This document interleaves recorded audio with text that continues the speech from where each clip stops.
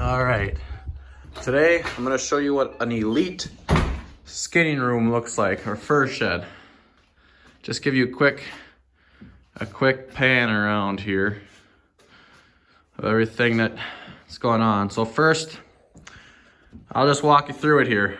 I walk in into the shed here, fur shed, and as you can see, I got a coon this morning, but this is where I skin everything.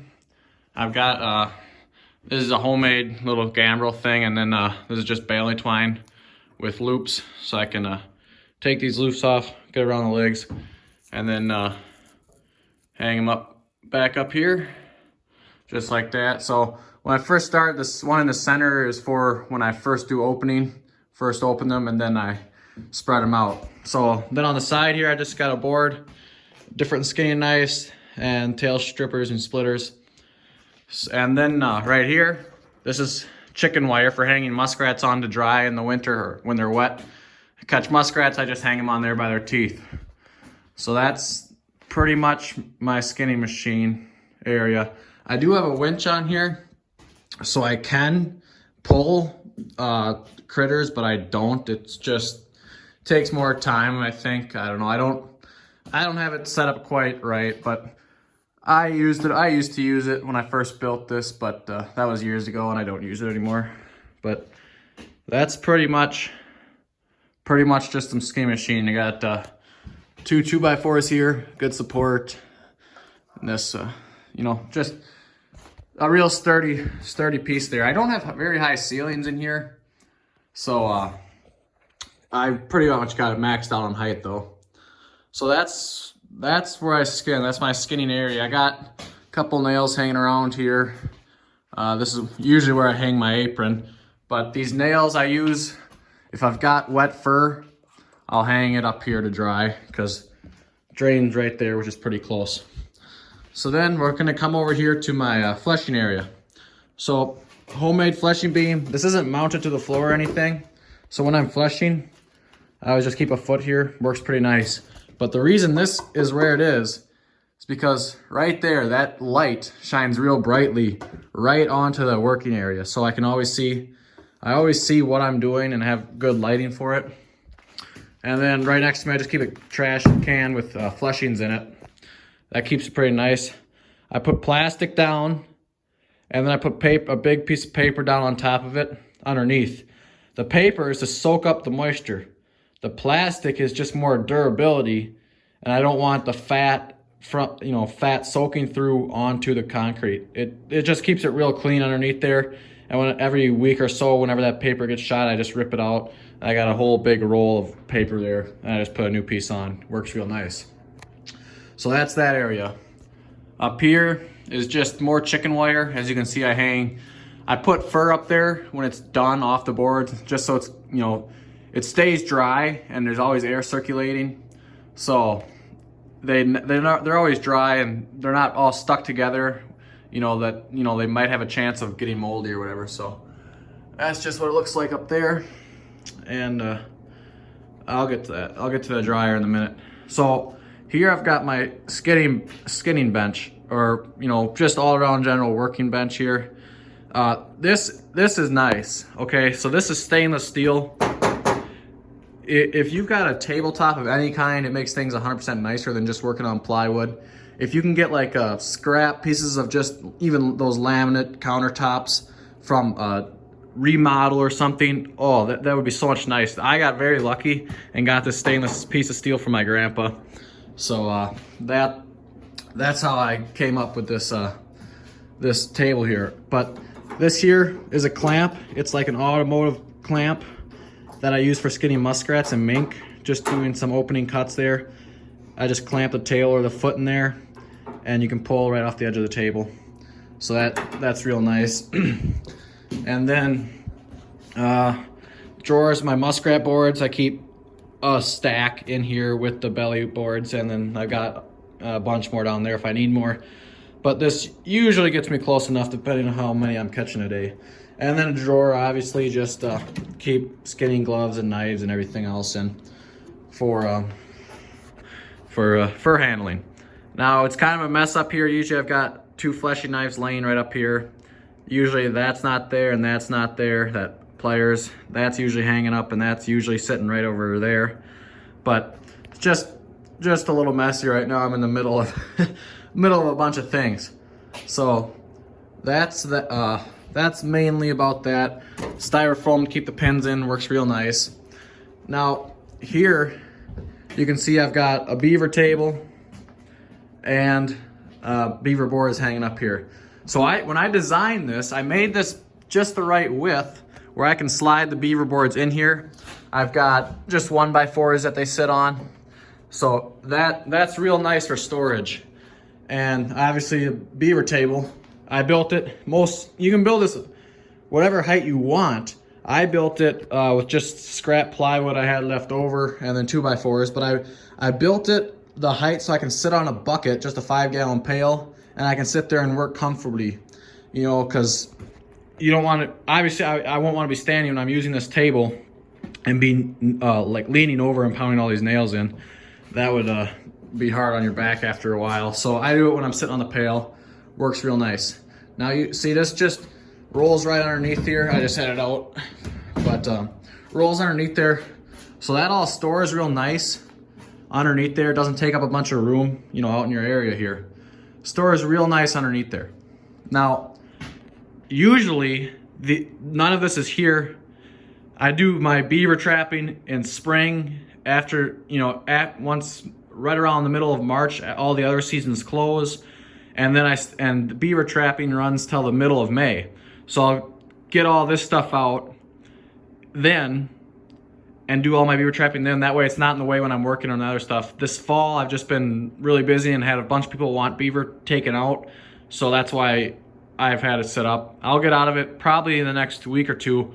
This will all get pulled out of here. And I've got, I just store that out in the barn. And these, they just lean against the wall there. So then when you're working, you've got the full bench again. You can work right against it, not have the boards in your way. So that's kind of the all around there on the table. It's really nice. If you can get any sort of countertop, get it. Or if you get like a roll of flooring, laminate flooring, just roll it over a piece of plywood, and it's so much nicer for cleaning up, working on the blood. You can wipe it right off. It doesn't soak into your boards. That's just really nice. So then we're gonna move here. You can kind of see, this is my racks that I built. Okay, when I first started, let me move my coat. That's where I always hang my coat. Get that out of the way. So when I first started, I just had one board here coming down to the foot, which is why that one's not on real center. I had just this one board, and after a while, I wasn't able to keep up. I've only got, I think, nine nails where I can hang 9 or 10 boards underneath there. So after a while, it didn't keep up. So I just added this second one. Just nailed it on there and came across. So it's the same exact thing. And underneath, I've got nails I bent in an L shape, pounded them in, and then bent them over. So, you know, I can just, it's real easy for putting boards on and stuff. So those all work real nice. Here I've got 2 coons. They came out of the washing machine yesterday. And I always hang them. I've got nails on the side too, as you can see, you know, and those I just hang. It depends what I'm doing. If I'm taking a picture of something, I'll just hang stuff on the side. But when I'm drying the fur, I'll hang it there, and it drips down into the drain and keeps it, you know, keeps the floor dry for the most part. All right, so I just finished talking about these coon, why they're hanging here dry. Also, when I pull stuff out of the freezer, sometimes you can't get it quite hooked. I'll just wrap it around, and I'll also hang that here, and that drips down when it's unthawing, and just that's a good spot for that, and everything goes dry in the drain. So a few other things here. The nails coming down the sides here, they're not usually hanging brushes on there, but I've got them, you know, spread all over the place here. I just nails all over the place. Those I use for hanging my muskrats and mink on. When I pull them off the board, I take them and I put about 3 on a nail, and then they've still got room and air to dry if there's any sort of moisture left in them. And then once I get done with those, or once all these nails are full, I've got nails on both sides and I need more room, I've got these boxes. They're like the perfect size that I stick them in. They stack in there real nice. And then up here, I've just got some fur bags if I need room. If that rack gets full, I've got the option. Also, I've got these fur hangers. These are real old fur hangers. They were used for fox like 50 years ago. I've just got a whole pile of them sitting around. So if those get full, I'll put fur on there and I string a wire from that nail right there across to the pipe there, and I can hang stuff on there too. So that's the skinning machine. A few other things. Heater. You know, this is just an electric heater, plugs into the 220 outlet. It doesn't have a control for temperature. It's just got high, low control. So that works all right. I wish it had temperature control, but I just fiddle with it when the temperature changes. So that works all right. Fan, obviously, need air movement. These two jugs usually aren't sitting here. They're just full of chemicals from farming. But that fan just circulates stuff real nice. So, and boards, I keep coon, and a lot of coon, most of my coon boards right down here. There's my coyote boards. Those are my mink and fox boards. Now those, I usually just stick in here, but these boards are in there for now. So when those come out, those boards will go back in here. So obviously this is a very important piece here too, a washing machine. Now this used to sit in that corner. I just got that dryer this year. So this got moved over here because this plugs into 110 and the outlet's right there. And then that needed 220 and the closest 220 was in that little box. So I just wired it right there. So that's the way those work. It's not the best, but it works. But the washing machine itself, that works real nice. So nothing in there right now. I put it on delicate cycle. Just put a squirt of dish soap in there to really clean the mud and everything. Because I get a lot of muddy coons, a lot of just muddy animals all around. So that's nice. The dryer, when I pull, see right here, these, I pull them out of the washing machine, hang them up for a day. So I'll come back the next day. And if there might still be a little damp, I'll throw them in the dryer and just air fluff them with no heat. Just kind of fluff them up a little bit. So that's the dryer and washer. If you can get, the dryer is not as important. If you can get a washer, that's nice. That really is worth it, especially when you got a lot of muddy animals. It makes cleaning them and just washing them so much easier. Because when you wash them with the washer, you know, it works real nice. It just spins back and forth and pulses back and forth and works that mud out. Plus it spins when you pump the water out, it spins, really flings that water out of the fur. If you just wash it by hand, you have a hard time getting a lot of that water out of that fur. So that is nice if you can get one of those. It's not necessary, but it is nice. Obviously the most important tool in the fur shed is the radio. You gotta have a radio. Oh my, I don't think I could be in here without a radio. That's my antenna, pretty fancy. And trash can. Now, this is an old milk house. It's attached to the barn. You can see the barn outside. You go into the barn there. All the milk and stuff still in here. It's my grandpa's old milk house. So it is a luxury. And I've got running water, cold and hot. You know, so that's probably the nicest thing. I got hot water.